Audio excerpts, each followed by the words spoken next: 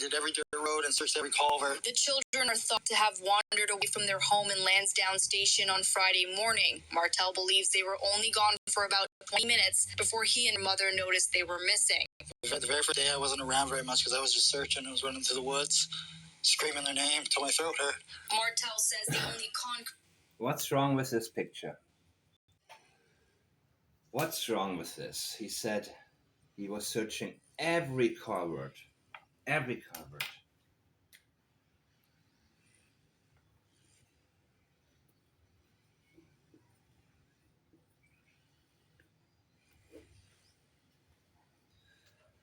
And there's a big problem with this. The moment that you're trying to tell me how much you have done, the moment that you're emphasizing what your actions were, the moment that you are bragging and trying to prove how much you care, the one thing that needs to be highlighted is this is not the time.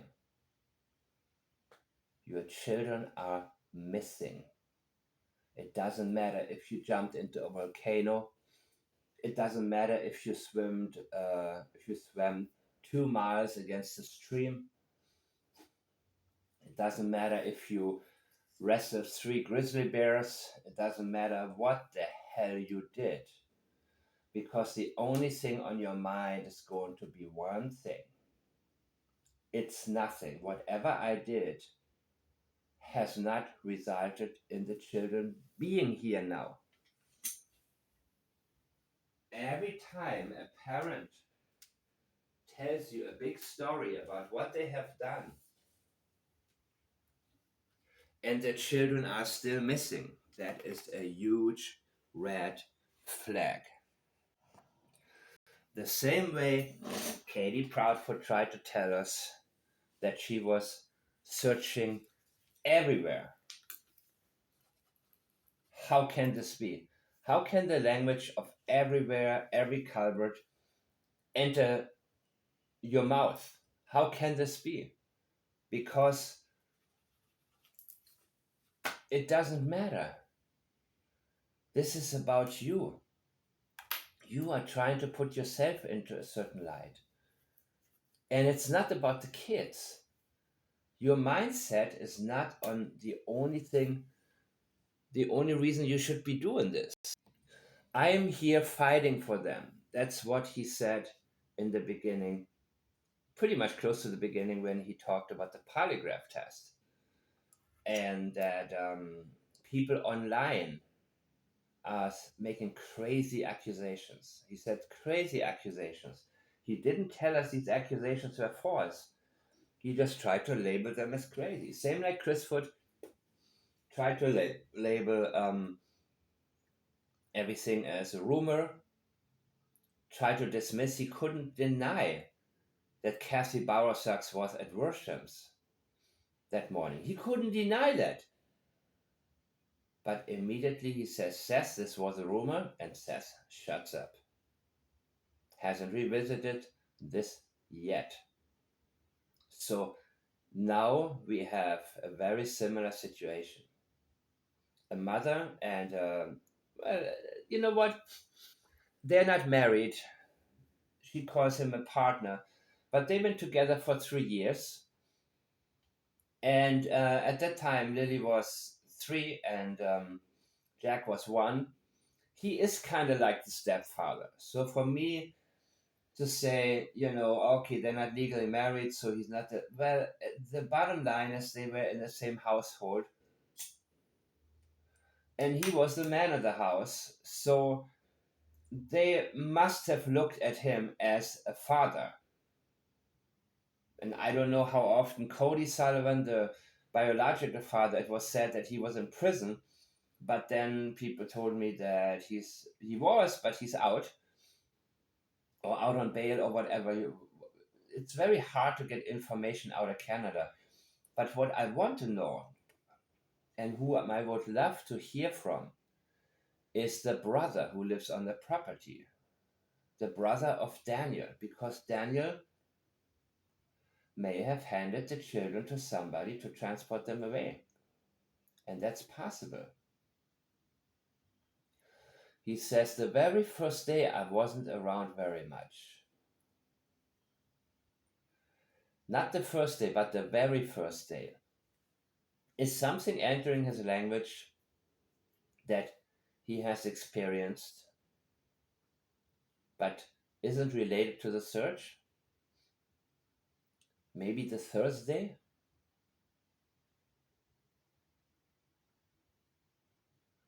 I was just searching. The language just minimizes the word just. It can indicate that it wasn't really a search. Now, it's better to say searching than looking, as Katie Proudfoot did. But just searching, it doesn't carry expectations. I was just searching. Oh, I was just looking through some stuff. If somebody asks me, what are you up to now? And there is nothing really hitting me right now in terms of cases or in terms of statements and so on and so on. I'm just looking around because I didn't really find anything significant. I'm looking through, some articles.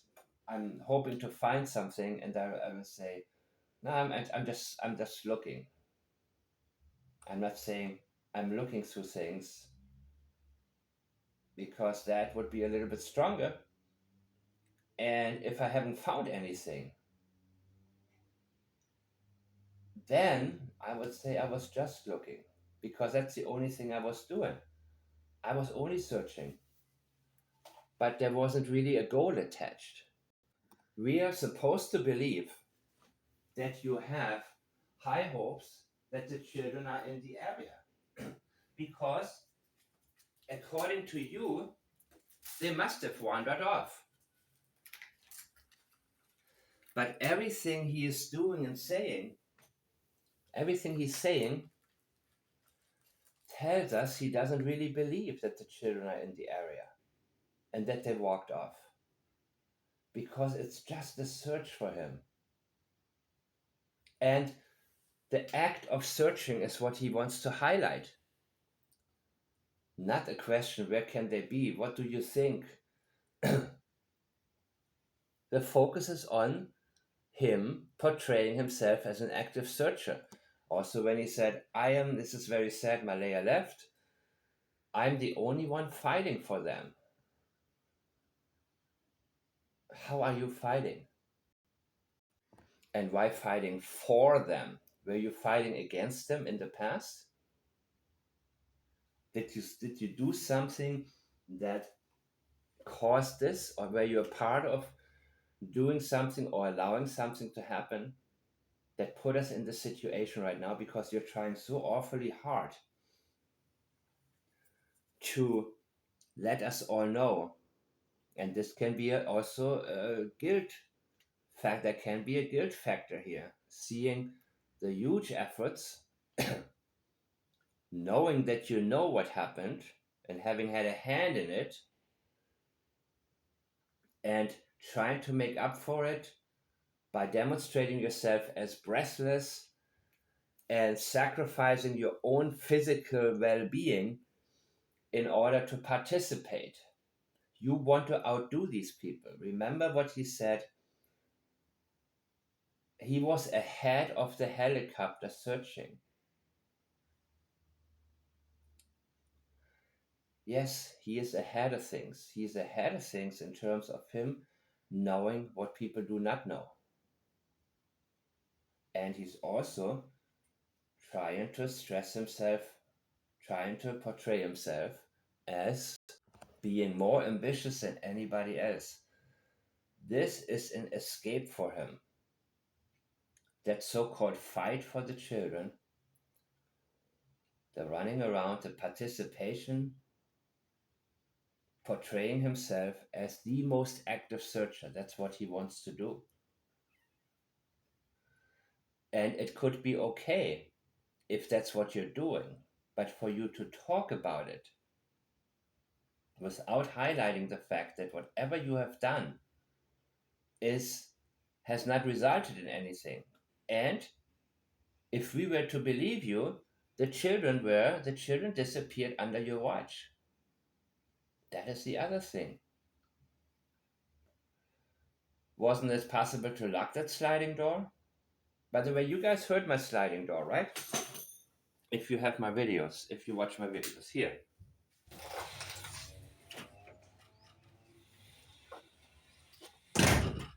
Some of you have commented on it. So, yeah, some of you have definitely commented on it.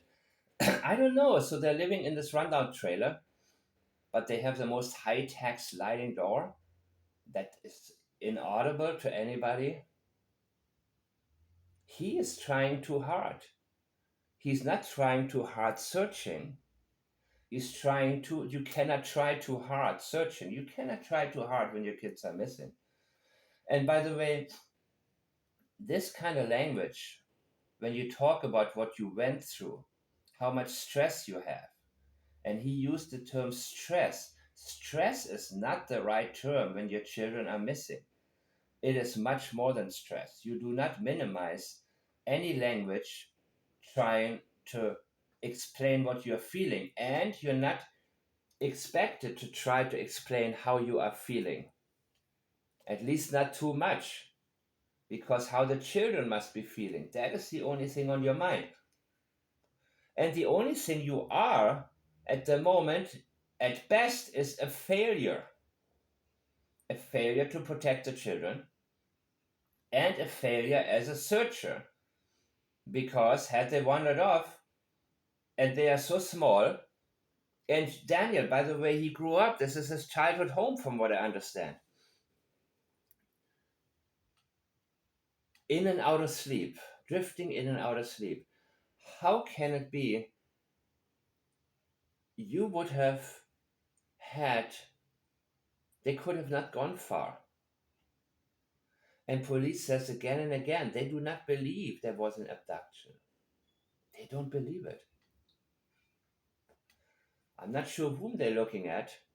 Yeah, I'm sure they're looking at Daniel. They had a 4-hour interrogation, and they, want to take I mean, he made it sound like he volunteered or wants to take a polygraph, but yeah, I think they suggest. I think it's pretty safe to say that they suggested it. Of course, in Canada, it's not so easy to get these interrogation tapes. It's a very different system. In America, you can get your hands on pretty much everything with the Freedom of Information Act, but in Canada, the rules are different. And maybe it's also very different in Canada in terms of what Canadians feel comfortable expressing in public in terms of voicing suspicions. I'm not sure what the rules are, how you can be sued, or how, if it's even, in some countries, it's even a criminal act to voice certain suspicions. In America, it's a different story, man. The moment that the case breaks, people say all kind of stuff. And it is very, very, that silence surrounding this case, me not really having anything. But of course, here's the thing. Chrisford and Katie, they went on these to these YouTubers that they felt comfortable with before going to social media. Duchess, horrible interview, but and we still haven't heard the pre-interview that supposedly was up there. If any of you had it, please send it my way. But these guys, they're not doing that, especially not Malaya. Malaya's completely silent. And what I will demonstrate to you more in a minute is just how well their statements align, even when they're not expected to align. I think they had 24 hours, more or less, to develop a script and agree on a script. So when after Malaya was trying to get through her script and did so, best as she could at the time, after that she was done. She knows what happened to the children. She doesn't want to give us the details. she was done with Daniel. Something happened that she, some of you think, oh, maybe they're still together, but they just think that they figure that it's better for them, for her not to be there and them to be separate, and her not to be seen. And others say, it's a CAS thing, where they said you need to remove your daughter from this drug house, as some neighbors have alleged it was. She is done. She's exhausted. She made it through that script. In my opinion, they waited at least 24 hours to report the children missing. And they gave their spiel. And she said, I'm finished. And he said, I'm not. I have to. I am still here. This is my home. I cannot leave this home. So I have to just throw myself into the mix and just run around like somebody who um, is searching or thinks his children can be found in this area. Pilo expressed to me first how eerie it is how their scripts actually align. And now I have come across a couple of other statements that I have overlooked in the beginning. One I have missed. And yes, the statements align far too much. And the wording matches, which is really crucial because everybody has a different way of expressing the same thing. So when two people express something almost the exact same way, there is a good chance that they have previously spent significant time agreeing on what they will say and how they will say it and what they're trying to tell us happened. Melissa Proudfoot's statement about Sebastian getting into a car and winding up more than 10 miles away. What was the intention? The intention was to make people look outside of the 10-mile radius, which indicates that Sebastian is somewhere within the 10-mile radius. So when they talk to anyone and everyone. Also, they want to go with everyone. Well, maybe they would have wanted to go with everyone because they were so miserable in the house. And now back to the pull-up. A 4-year-old wearing a pull-up and not catching up with other kids in school has nothing to do with autism, in my opinion. It has probably to do with complete neglect. These guys, these parents, didn't spend any time with their children, homework or whatever. Their brother and sister, but they were like best friends because all they had was each other and all they could rely on is each other. Not their parents, and especially not whomever the parents brought around, these alleged druggies. And the brother, I haven't even seen a picture. I would love to see at least a picture of that guy. Were they comfortable with grandma and uncle? Well, step partner uncle or step partner, not paternal but partneral. I don't know how to put. There is no label for this because they were not married. But I want to say, so forgive me if I use the term stepfather here and there, and sort of refer to the rest of the family as a step family, because in my opinion, just because they were what is that common law marriage, by the way, or I don't even care. The bottom line is they were in the same household, and they had been since Jack was 1 year old and Lily was 3. So there is a family setting. It doesn't matter if they're legally married or not to me.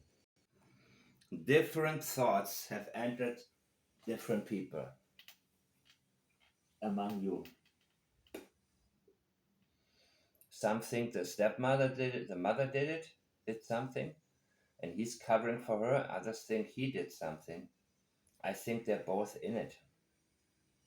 To what extent? I don't know yet. But it'll come to me. It will come to me because every statement has a lot of layers to it. And uncovering them is what I do. So let me listen to it a little bit more. This Concrete is clue so far is a boot print found near the backyard of the property. RCMP haven't shared. Our following can be used is now staying with family outside the county, and the RCMP would not.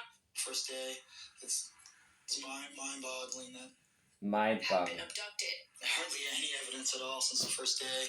It's mind-boggling that nothing else was found. The RCMP would not confirm if major crime is investigated. Let me make sure I don't miss anything here. Mother noticed they were missing. That comes up. Murray told CTV News. Nothing else was found. The RCMP would not confirm if major crime. Todd, the media has been. I can't comment on what any of the specific teams are beyond what's involved in the search on the ground here. Every day the children aren't found is taking a toll on Martel. Just waiting and waiting and waiting for him to come home. Todd, the media has been kept away from the command center today. Todd? Waiting and waiting and waiting. Mind-boggling. This is mind-boggling.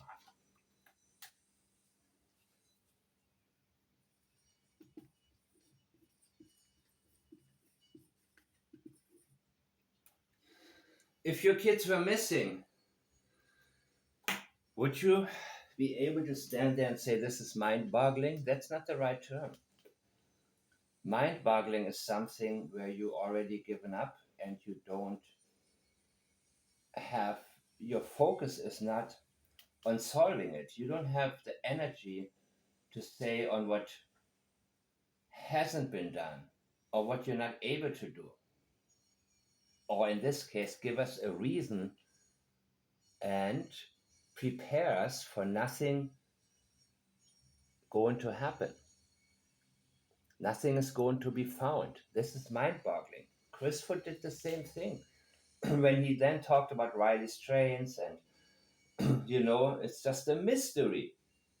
This guy went poof like a ninja into thin air. This is the same type of language he's introducing here. And he said hardly any evidence. He's not as confident as Chris Foot. And what is hardly any evidence? What evidence is there? Is there evidence somewhere lying around that hasn't been focused on yet? And by evidence, that would suggest that you have done something or that you know something has been done to these children. And it is there. He didn't say no evidence whatsoever, as Chris Proudfoot did. He said hardly any evidence. That means it's not visible to people at this point, but it is there. He is expecting something to come out. He does not feel safe. You see, Chris Foot, he just stayed in his house, went online, and called crime. What was it called? Crime stories unhinged, unlimited crime stories, some crap like that. In the UK, and they're talking about the laws about cranes when they operate in the UK and all that. Chris Foot stayed in his house, had no worries, felt completely safe because there's no evidence whatsoever. So he stayed behind and said, forget it, man, they're not going to find anything. We did a great job. So now all I have to do is go online and talk about how, and enjoy seeing people who don't know what I know. It's very different here with Daniel because Daniel is under pressure. And when he says he feels stress, I believe him. Stress is not the word to introduce when your children are missing. Sure, PTSD can kick in and stress would be a part of that label. However, that is not what's going on here. The anxiety, the constant adrenaline rush, no, he is pushing for the tears. And he is not trying to hold anything back. He's not trying to keep himself from breaking down. He is trying to portray somebody who is close to breaking down. He is trying to fake emotional involvement in this search. That is where his energy is. He says, the very first day I wasn't around very much. Now, what the hell is that? What are you supposed to? Because I was just searching. Now, he feels a need when somebody says, because they feel a need to justify something. What does he feel the need to justify? The fact he wasn't around very much? What would you be expected to do? To give interview after interview while others are searching? The reason he wasn't around very much probably is because he was avoiding the cameras. He was avoiding talking more. He wasn't comfortable. He didn't want to say anything, which is fine. Go out there and search. Who gives a crap what the whole world thinks when your children are missing? But the fact that he had to explain